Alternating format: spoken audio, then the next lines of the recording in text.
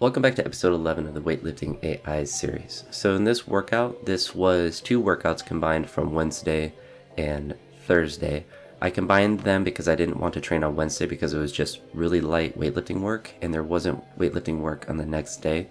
So it seemed like a perfect combination to allow myself to have a day off in the middle of the week when I was really tired anyway, and to make a session that wasn't as motivated to add to another session where I wasn't as motivated to kind of make it one that I would theoretically want to do, but that just wasn't how it worked out. So Wednesday night I didn't sleep very well, and honestly didn't know that I didn't sleep well until the afternoon the next day, where I was starting to get ready to train and I was just exhausted and had no motivation and was kind of in that tired, grumpy mood where you're just mad at just stupid little stuff. And that's when it's always a good indicator when I'm just getting like hyper annoyed. Like if you, I don't know, bump your foot on something, you get like excessively annoyed, and I'm like, oh yeah, this is not the day.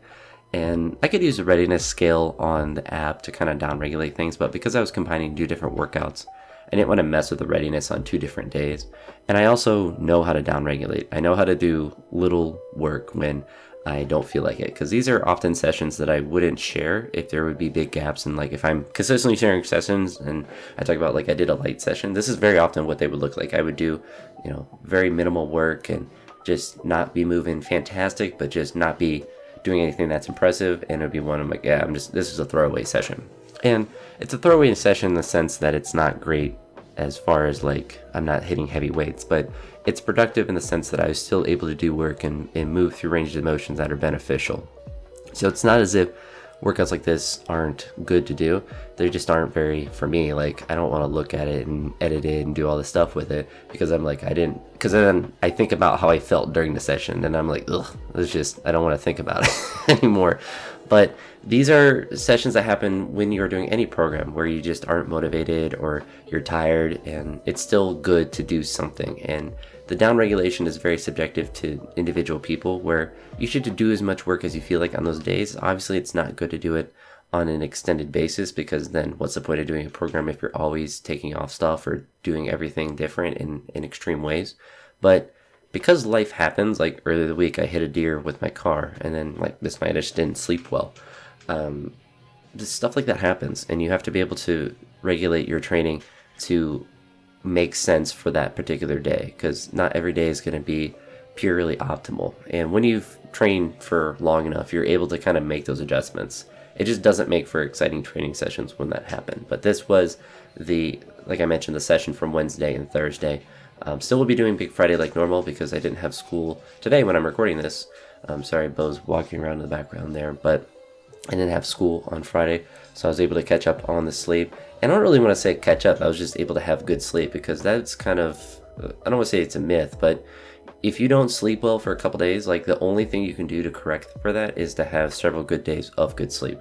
When it's just one day, and I actually had like the correct amount of time in bed, so it wasn't like I was trying to sleep for 4 hours, I was only in bed for 5 hours or something. I was in bed the normal length of time that had been my goal. It's just the quality of the sleep wasn't there. So I'm not upset about attempting to get good sleep, just sometimes it just doesn't happen. But we'll hopefully have a good session today when I go to the gym a little bit later.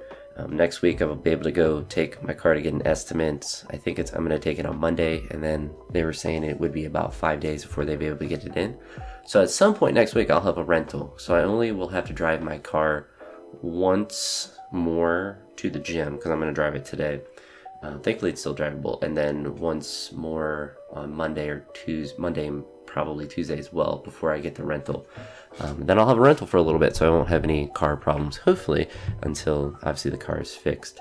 But thankfully the car still runs fine, and like I think I mentioned in the last video, like I live really close to the school I teach at, so I don't have to drive very far for my commute, and it's all neighborhood roads, so it's not a very strenuous commute. A little bit nervous about the driving today, but it's not that difficult of a drive. I'm just going to be on the highway and stuff, so just have to make sure I don't hit any bumps or more deer.